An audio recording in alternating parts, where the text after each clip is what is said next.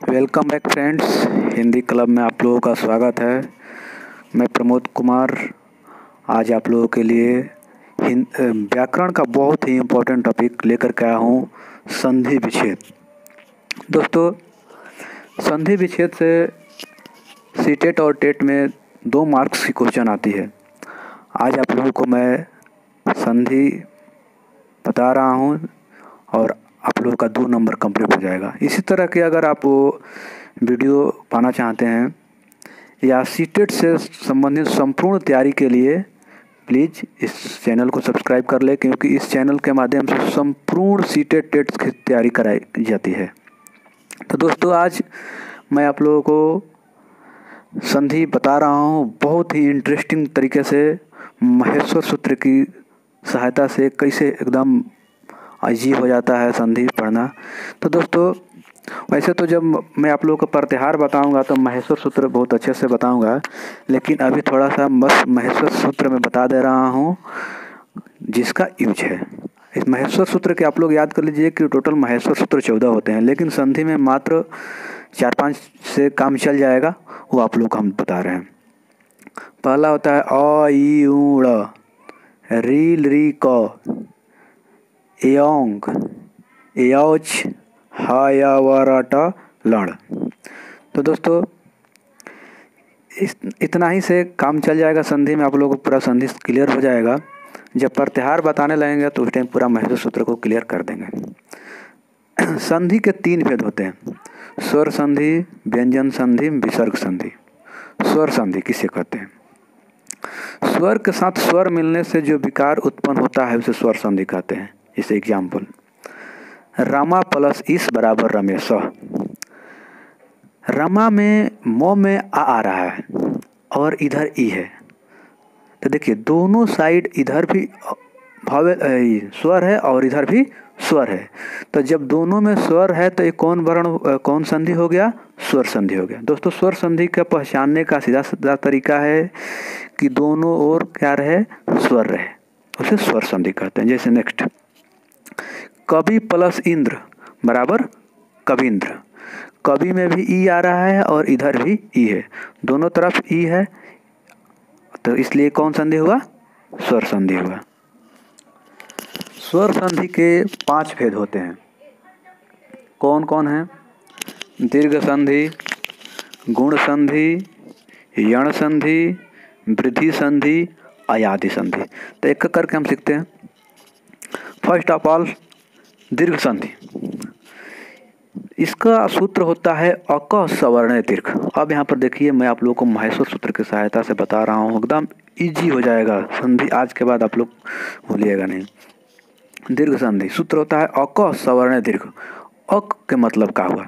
चलिए चलते हैं हम महेश्वर सूत्र पर। देखिए, यहाँ पर अ है और यहाँ पर क है। देखिए, अ और क के बीच में क्या क्या है? लास्ट वाला जहाँ पर आधा ड़ है, आधा क है, इसको छोड़ देना है, बाकी सारे वर्ड को लेना है। तो देखिए, अ से क के बीच में है अ ई उ री री। देखिए यहाँ पर अ में अ ई उ री री। और स्ववर्ण का मतलब होता है समान।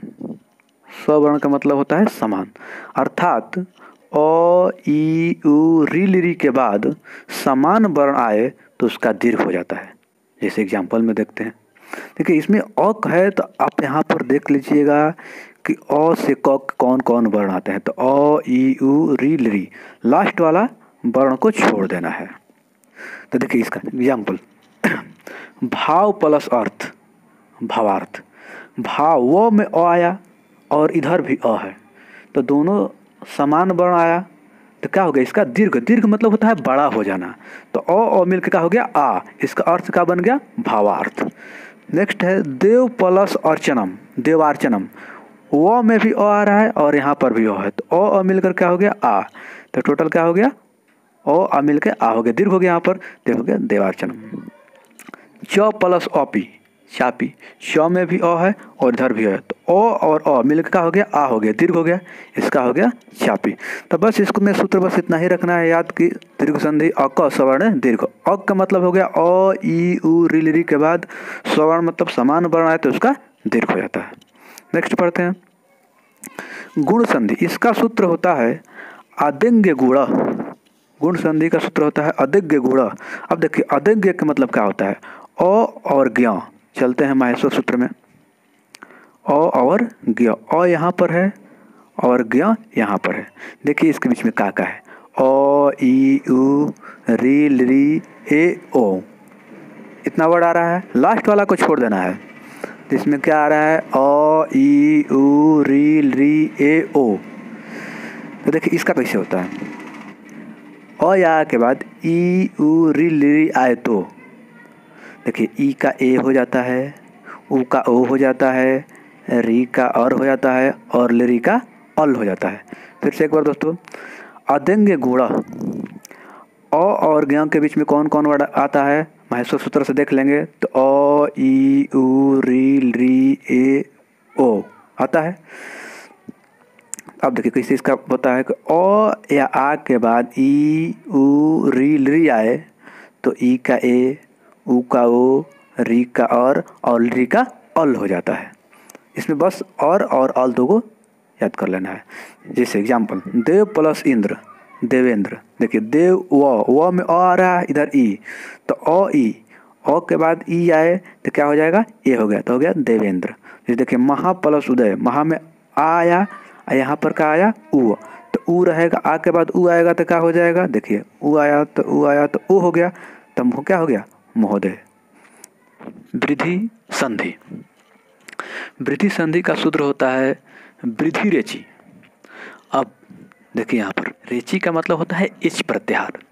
अब देखिए एच इसमें कहाँ है माहेश्वर सूत्र में, यहाँ पर ए है और यहाँ पर चौ है। देखिए इसके बीच में कौन कौन आता है, तो ए ओ आए औ, लास्ट वाला को छोड़ देना है, लास्ट जो वर्ड आता है दोनों में उसको छोड़ देना है। तो इसमें क्या आया ए ओ आए औ, अर्थात इसका मतलब क्या हुआ, ओ आ के बाद ए अथवा ए आए तो आए हो जाता है, ओ आ के बाद ओ अथवा औ आए तो औ हो जाता है, मतलब वृद्धि हो जाता है। वृद्धि संधि का मतलब होता है कि वृद्धि हो जाना। तो इसमें एच में कौन ए ओ आए औ, अर्थात ओ आ के बाद ए आए तो आए हो जाता है, ओ आ के बाद ओ आए तो औ हो जाता है। जैसे एग्जाम्पल एक प्लस एक, एक प्लस एक, एक का एक। देखिए क में अ है, क आ रहा है और यहाँ पर ए है, तो अ आ ए मिलकर क्या हो गया, आए हो गया, तो हो गया एक का एक। उसी तरह से तथा प्लस एव क्या बन गया, तथैव। तथा में आ आया, आ ए, तो आ के बाद ए आए तो क्या हो जाएगा, आए हो जाएगा, तो भी क्या हो गया, तथैव हो गया। नेक्स्ट चलते हैं यण संधि। इसका सूत्र होता है इको यणची असवर्ण।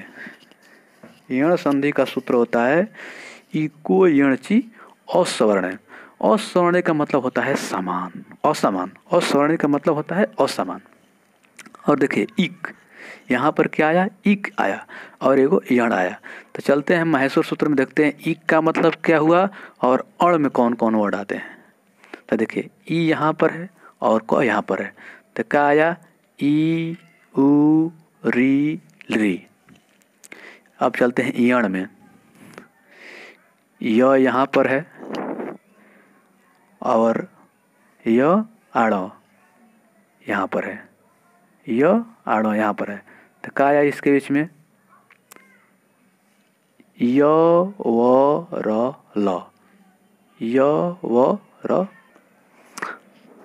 तो यण में कौन है, य व र ल, अर्थात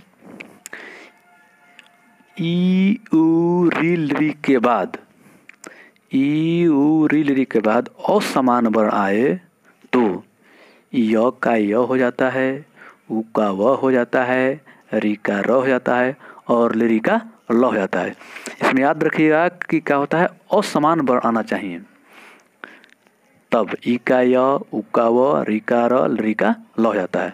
जैसे देखिए एग्जाम्पल, इति प्लस आदि का हो गया इत्यादि।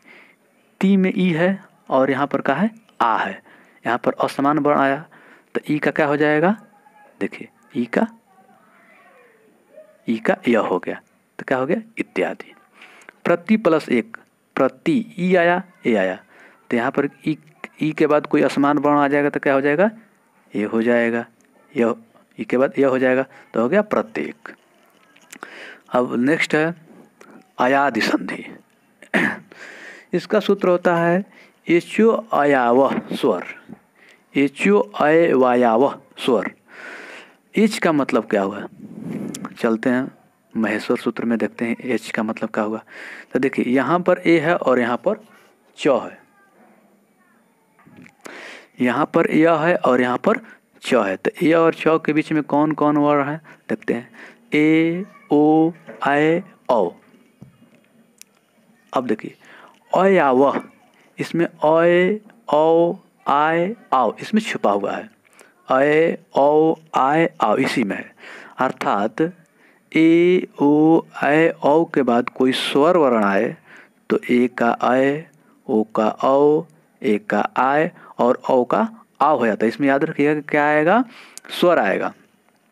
ए ओ आय औ के बाद क्या आएगा, स्वर आएगा। तो ए का अय, ओ का औ, ए का आय और औ का आओ हो जाता है। जैसे देखिए ने प्लस अनम नयनम, ने में ए है और यहाँ पर क्या है ओ है। तो ए का क्या हो गया, ए का अय, तो ए का अय हो गया तो नयनम हो गया। गय प्लस क, गाय क, तो गय में क्या है ए है तो ए का क्या हो जाएगा आय हो गया तो क्या हो गया गाय क। तो स्वर संधि 5 भेद होता है, 5 भेद हम लोग पढ़ लिए। उसके बाद आता है व्यंजन संधि। मेनली स्वर संधि अगर पहचानने का आएगा तो आसान है कि दोनों तरफ देख लेना है, स्वर होना चाहिए। और पूछ दे कि कौन संधि है तो आप लोग इस माहेश्वर सूत्र के सहायता से सूत्र याद रहेगा तो आप लोग कर लीजिएगा सारा कुछ। अब चलते हैं व्यंजन संधि। व्यंजन संधि किसे कहते हैं, व्यंजन संधि पहचानना बहुत ही आसान है। व्यंजन के साथ स्वर या व्यंजन के मेल से जो विकार उत्पन्न होता है उसे व्यंजन संधि कहते हैं। अर्थात स्वर और व्यंजन या व्यंजन रहे तो उसमें स्वर संधि होता है। जैसे देखिए सम प्लस गति, यहाँ पर आधा म है और यहाँ पर ग है। तो देखिए यहाँ पर दोनों जगह क्या हो गया, व्यंजन हो गया, तो क्या हो गया व्यंजन संधि हो गया। सत प्लस चरितम, यहाँ आधा त है और ही च है, दोनों क्या है व्यंजन है तो हो गया व्यंजन। यदि एक इसमें स्वर भी रहता, एक भी व्यंजन रहता तब पर भी वो व्यंजन संधि ही कहलाता है। व्यंजन संधि मतलब समझिए कि उसमें एक व्यंजन रहेगा, शुरू में रहे या लास्ट में रहे, उसमें एक व्यंजन रहेगा, वो कहलाएगा व्यंजन संधि। सीधा सीधी पहचानने का नियम है। लास्ट है विसर्ग संधि। विसर्ग संधि पहचानने का नियम है कि उसमें विसर्ग रहेगा। जैसे देखिए रामः प्लस सेते, रामस सेते, रामः में विसर्ग है। विसर्ग संधि पहचानने का नियम है कि शुरू में क्या रहेगा विसर्ग रहेगा। जैसे मनः प्लस ताप, मन में शुरू में क्या है विसर्ग है तो ये हो गया मनस ताप। तो इस तरह से संधि आज हम लोगों का ख़त्म हुआ। इसी तरह से वीडियो के लिए आप लोग चैनल को सब्सक्राइब कर लीजिए और इस चैनल पर आप लोगों को संपूर्ण सीटेट से और टेट से रिलेटेड संस्कृत या ऑल सब्जेक्ट की तैयारी कराई जाएगी। थैंक्स।